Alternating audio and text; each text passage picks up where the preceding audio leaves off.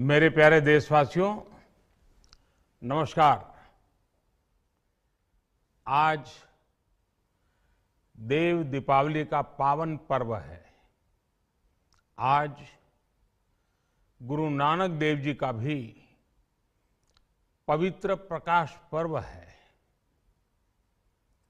मैं विश्व भर में सभी लोगों को और सभी देशवासियों को इस पावन पर्व पर हार्दिक बधाई देता हूं। ये भी बहुत सुखद है कि 1.5 साल के अंतराल के बाद करतारपुर साहिब कॉरिडोर अब फिर से खुल गया है।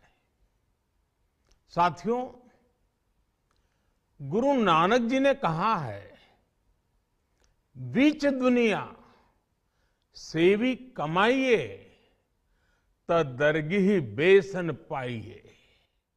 यानी संसार में सेवा का मार्ग अपनाने से ही जीवन सफल होता है। हमारी सरकार इसी सेवा भावना के साथ देशवासियों का जीवन आसान बनाने में जुटी है। न जाने कितनी पीढ़ियां जिन सपनों को सच होते देखना चाहती थी, भारत आज उन सपनों को पूरा करने का भरपूर प्रयास कर रहा है। साथियों, अपने 5 दशक के सार्वजनिक जीवन में मैंने किसानों की परेशानियों को, उनकी चुनौतियों को बहुत करीब से देखा है, महसूस किया है। इसलिए जब देश ने मुझे 2014 में प्रधानमंत्री के रूप में सेवा का अवसर दिया, तो हमने कृषि विकास, किसान कल्याण को सर्वोच्च प्राथमिकता दी। साथियों, इस सच्चाई से बहुत लोग अनजान है कि देश के 100 में से 80 किसान छोटे किसान हैं। उनके पास 2 हेक्टेयर से भी कम जमीन है। आप कल्पना कर सकते हैं, इन छोटे किसानों की संख्या 10 करोड़ से भी ज्यादा है। उनकी पूरी जिंदगी का आधार यही छोटी सी जमीन का टुकड़ा है। यही उनकी जिंदगी होती है। और इस छोटी सी जमीन के सहारे ही वो अपना और अपने परिवार का गुजारा करते हैं। पीढ़ी दर पीढ़ी परिवारों में होने वाला बंटवारा इस जमीन को और छोटा कर रहा है। इसलिए देश के छोटे किसानों की चुनौतियों को दूर करने के लिए हमने बीज, बीमा, बाजार और बचत, इन सभी पर चौतरफा काम किया। सरकार ने अच्छी क्वालिटी के बीज के साथ ही किसानों को neem coated urea, soil health card, micro irrigation जैसी सुविधाओं से भी जोड़ा।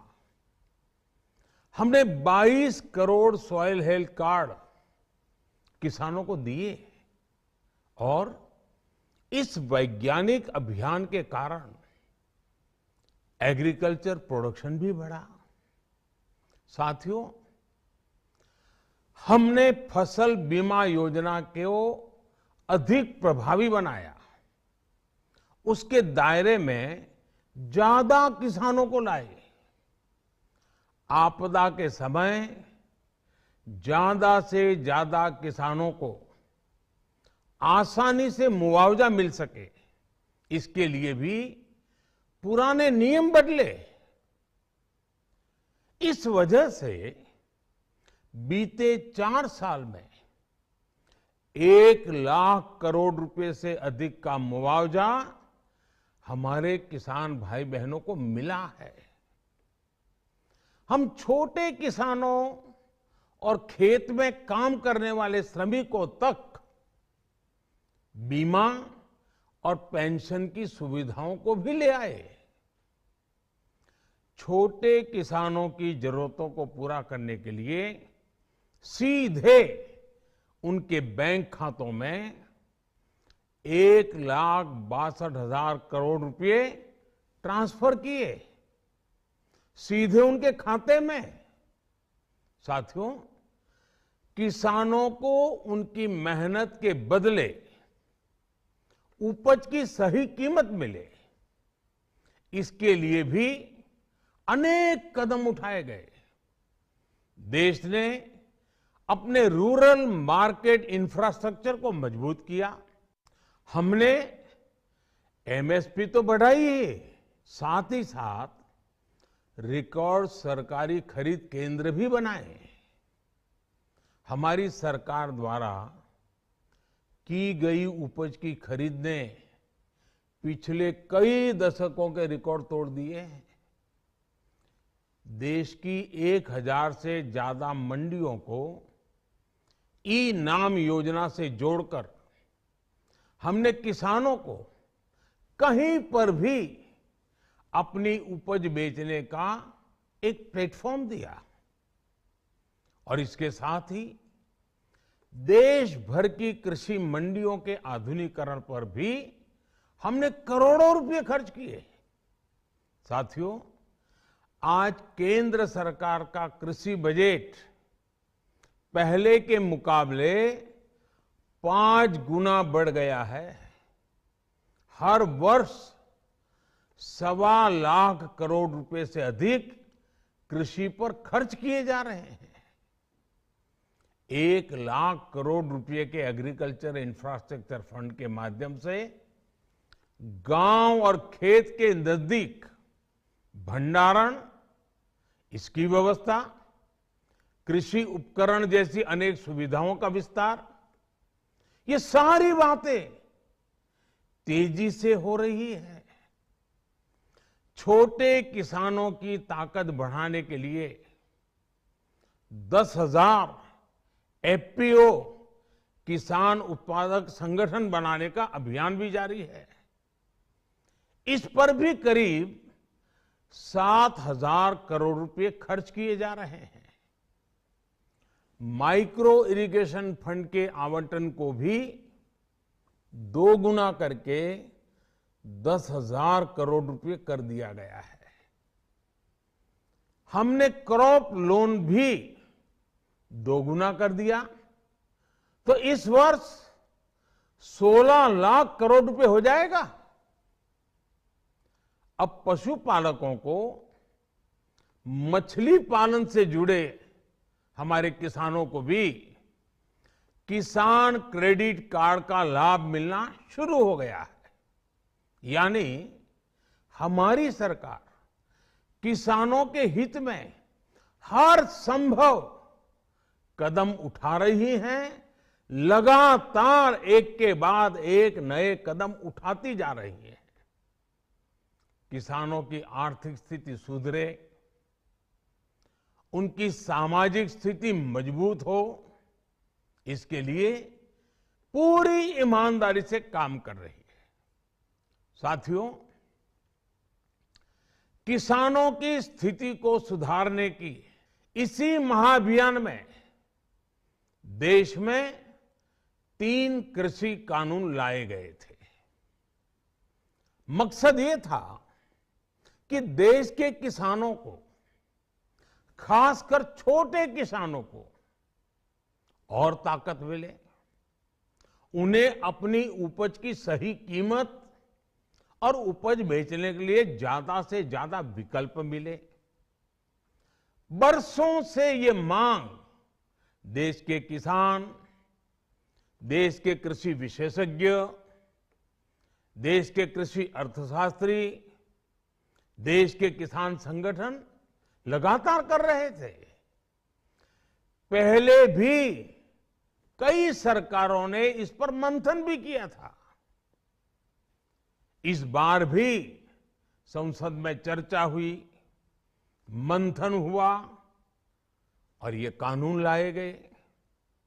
देश के कोने कोने में कोटि कोटि किसानों ने, अनेक किसान संगठनों ने इसका स्वागत किया, समर्थन किया। मैं आज उन सभी का बहुत बहुत आभारी हूं, धन्यवाद करना चाहता हूं। साथियों, हमारी सरकार किसानों के कल्याण के लिए, खासकर छोटे किसानों के कल्याण के लिए, देश के कृषि जगत के हित में, देश के हित में, गांव गरीब के उज्जवल भविष्य के लिए पूरी सत्यनिष्ठा से, किसानों के प्रति पूर्ण समर्पण भाव से, नेक नियत से ये कानून लेकर आई थी। लेकिन इतनी पवित्र बात, पूर्ण रूप से शुद्ध किसानों के हित की बात, हम अपने प्रयासों के बावजूद कुछ किसानों को समझा नहीं पाए।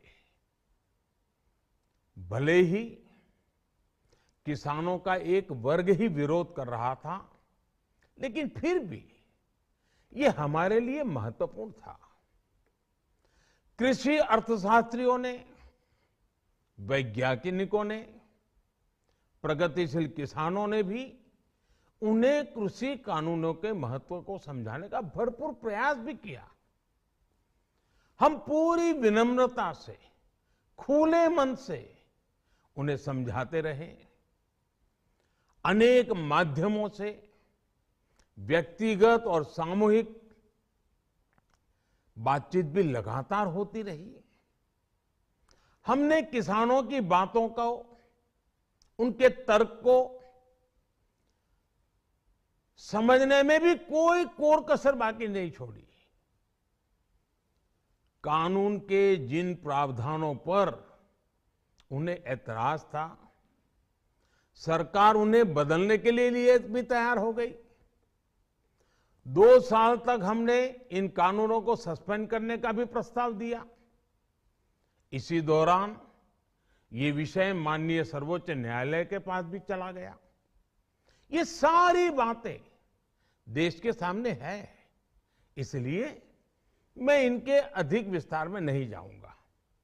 साथियों, मैं आज देशवासियों से क्षमा मांगते हुए सच्चे मन से और पवित्र हृदय से कहना चाहता हूं कि शायद हमारी तपस्या में ही कोई कमी रही होगी, जिसके कारण दिए के प्रकाश जैसा सत्य कुछ किसान भाइयों को हम समझा नहीं पाए। आज गुरु नानक देव जी का पवित्र प्रकाश पर्व है। ये समय किसी को भी दोष देने का नहीं है।